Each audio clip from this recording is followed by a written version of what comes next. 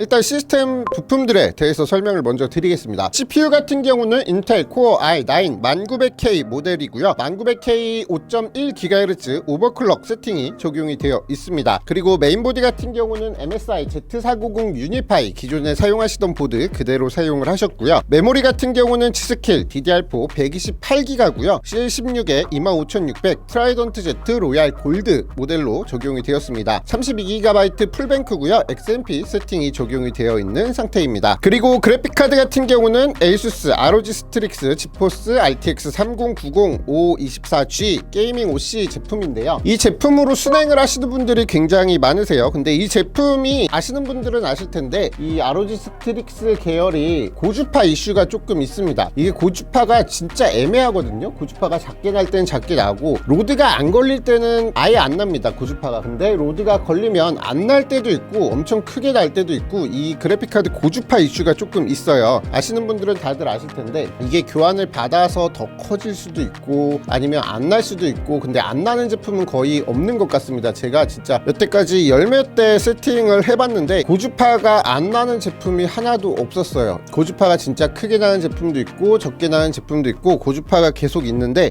이 부분은 정말 빨리 좀 해결이 되었으면 좋겠습니다. 어쨌든 오늘 고객님 역시도 ASUS ROG 스트릭스 RTX 3090 모델이 장착이 되었고요. 그리고 SSD 삼성전자 970 EVO 플러스 1TB를 추가하셨고 똑같이 970 EVO 플러스 1TB 기존에 사용하시던 거 그리고 하드디스크 4TB짜리 2개 기존에 사용하시던 걸 장착해서 스토리지 구성이 되었고요. 그리고 케이스 같은 경우는 보시다시피 커세어 옵시디언 1000D 모델이 적용이 되어 있습니다. 그리고 파워 같은 경우는 ASUS 토르파워 1200W 플래티넘 효율의 파워 서플라이가 장착이 되어 있습니다. 이렇게 기본 구성품을 쭉 설명을 드렸고요. 이제 순행 부품들을 설명을 드릴 텐데요. 일단 CPU 블럭 같은 경우는 EK 워터블럭사의 제품이 장착이 되어 있고요. 그리고 EK 워터블럭사의 ROG 스트릭스 RTX 3090 전용 워터블럭이 장착이 되어 있고요. 그리고 가장 크게 눈에 띄는 건 이 수로판이죠. 이 수로판이 100만원에 달하는데요. 이 수로판 같은 경우는 EK 워터블럭사의 커세어 옵시디언 1000D 전용 수로판입니다. 사이즈도 굉장히 크고요. 전면에만 장착을 할 수가 있어요. 이렇게 전면 전용 수로판으로 나온 제품이라서 전면에 장착이 되었고 100만원에 달하는 만큼 무려 EK D5 펌프가 기본으로 2개가 장착이 되어 있는데요. 사실 지금 시스템에 D5 펌프가 2개까지 장착이 될 필요가 없으나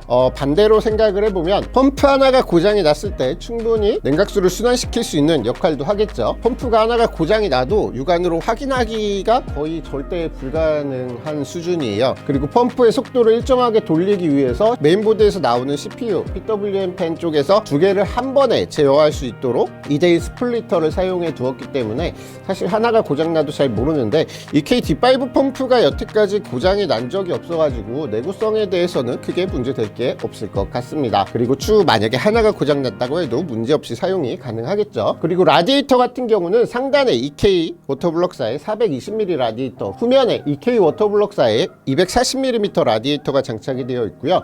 상단 라디 같은 경우는 커세어 LL140 RGB 쿨러 총 6개 위아래로 장착이 되어 있고 후면에는 커세어 LL120 RGB 2개가 장착이 되어 있습니다. 지금 시스템 구조상 흡기가 없죠. 그래서 후면 부분을 흡기로 세팅을 했고 상단을 배기로 세팅을 해서 공기의 흐름 부분에 있어서 크게 문제가 되지 않도록 세팅이 적용이 되어 있는 상태입니다. LL120 RGB 쿨러 그리고 커세어 옵시디언 1000D 그리고 하단에 이렇게 LED 스트립 노드 프로가 장착이 되어 있는데 이 RGB들을 제어할 수 있도록 커세어 커맨더 프로가 하나가 추가로 장착이 되어 있고 커세어 노드 프로가 추가로 장착이 되어 있는 상태입니다. 그리고 배관 같은 경우는 비츠파워사의 골드 크롬 동관을 사용을 했고요. 16mm의 동관, 베로우사의 골드 피팅들을 사용해서 빌드가 적용이 되어 있습니다. 그리고 고객님의 요청에 따라서 비츠파워 헥사곤 인디게이터가 2개가 장착이 되어 있고요. 그리고 베로우 골드 온도 센서까지 적용이 되어 있는 상태입니다. 그리고 냉각수 같은 경우는 클리어 냉각수가 약 2.5리터 정도 적용이 되어 있고요. 그리고 고객님의 요청에 따라서 옐로우 염료를 사용해서 이렇게 냉각수 같은 경우는 노란색으로 보일 수 있도록 세팅이 되어 있는 상태입니다. 그리고 설명 안 드린 게 이제 리안리 스트리머 플러스 24핀과 8 플러스 트리플 케이블이 추가로 장착이 되어 있는 상태입니다. 그리고 조립을 했을 때 그래픽카드가 바닥에 지지대가 없어서 약간 처지 터짐 현상이 있더라고요. 그래서 그래픽카드를 완벽하게 지지할 수 있도록 이렇게 추가로 그래픽카드 지지할 수 있는 지지대를 만들어 드려서 그래픽카드도 움직이지 않게 세팅이 되어 있는 상태입니다. 자, 그럼 오늘은 이렇게 커세어 옵시디언 1000D에 수로판이 적용된 골드 동관 시스템을 소개를 해드렸고요. 저는 또 다음 시스템 리뷰로 찾아뵙도록 하겠습니다. PC 구매 및 문의 같은 경우는 양컴 홈페이지, 카톡, 매장 방문, 유선 상담을 통해서 가능하시니까 여러분들이 부담없이 편하신 방법으로 문의 주시면 되실 것 같습니다. 자, 그럼 오늘 시스템 리뷰는 여기서 간단히 마치도록 하겠습니다. 양컴의 양실장이었습니다. 감사합니다.